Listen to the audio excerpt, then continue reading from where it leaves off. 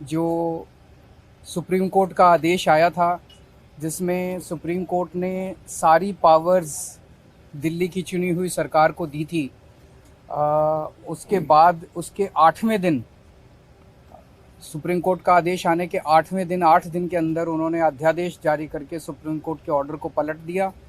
चुनी हुई सरकार की सारी शक्तियां छीन ली, सरकार को बिल्कुल पंगु बना दिया और सारी ताकत एलजी को दे दी कि अब एलजी दिल्ली चलाएंगे।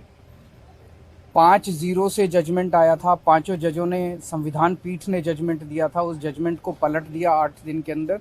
ये संविधान के खिलाफ है।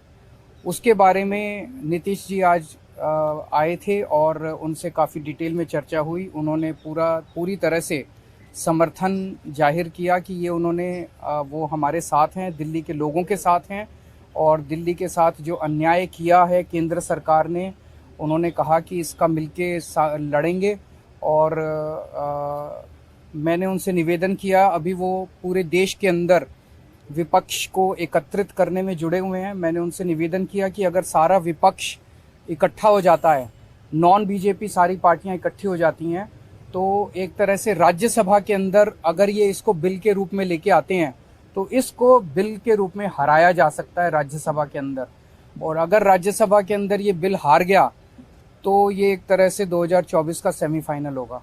फिर एक मैसेज चला जाएगा पूरे देश के अंदर। ये बिल अगर हार जाता है तो मैसेज पूरे देश में जाएगा कि 2024 के अंदर बीजेपी की सरकार जा रही है।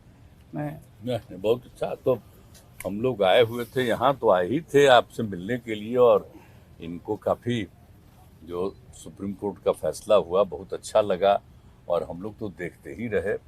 अब उसके बाद जो कुछ भी करने की कोशिश हो रही है केंद्र सरकार के द्वारा, ये तो एक विचित्र बात है।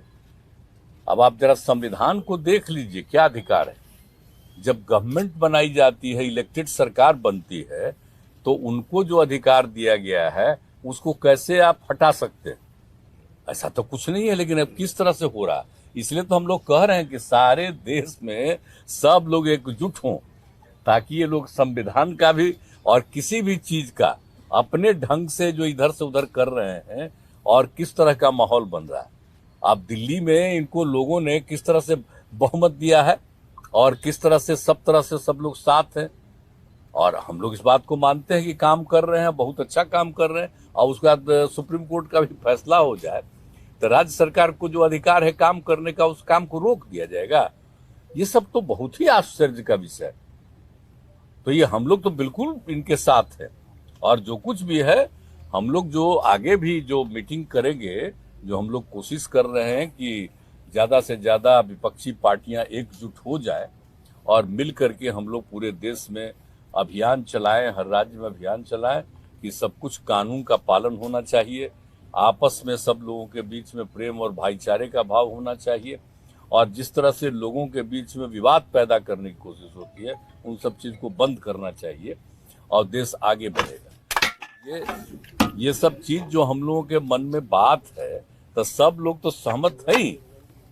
और उसके बाद अगर इस तरह की कोई बात होगा तो जो कह रहे हैं हम लोग पूरे तौर पर इनके साथ, ये जो भी कह रहे हैं बिल्कुल ठीक कह रहे हैं, इनके साथ हम लोग हैं पूरे तौर पर। हम लोग तेजस्वी जी, देखिए, सारी बातें माननीय मुख्यमंत्री जी ने स्पष्ट रूप से कह ही दिया है।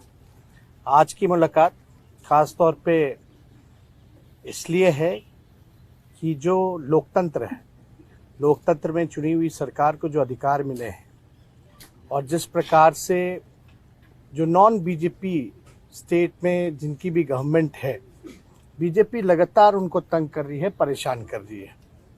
तो जो परेशानी अरविंद केजरीवाल जी झेल रहे हैं, हम यहाँ पूरी तरीके से इनको समर्थन देने आए हैं कि इनके साथ अन्याय कर रही है केंद्र की सरकार। और जब सुप्रीम कोर्ट का जब जजमेंट आ गया तो सारी चीजें स्पष्ट हो गई, तो कुछ कहने वाली कोई बात ही नहीं है।